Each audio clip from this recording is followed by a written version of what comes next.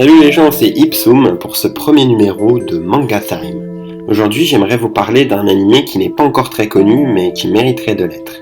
Il s'agit de Sakamoto Desuka, c'est-à-dire vous n'avez pas entendu, je suis Sakamoto, traduit par les traducteurs français en Sakamoto pour vous servir.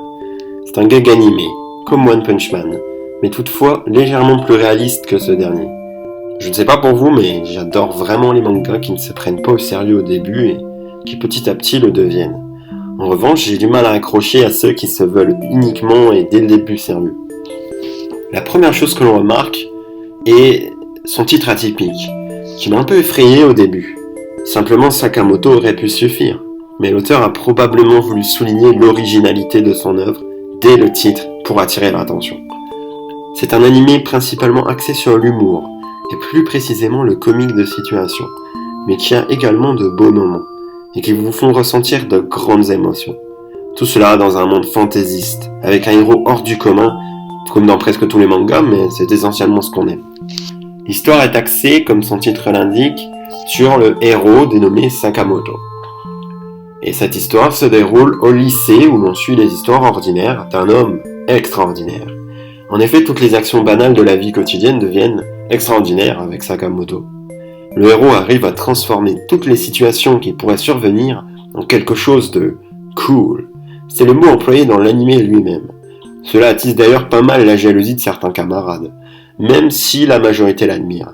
Et ils feront tout pour lui nuire.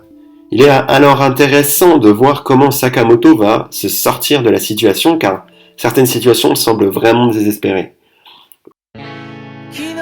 Au début, l'histoire ne semble pas suivre de trame particulière, comme si les épisodes étaient distincts les uns des autres. D'ailleurs, on peut regarder quasiment tous les épisodes sans avoir vu les autres.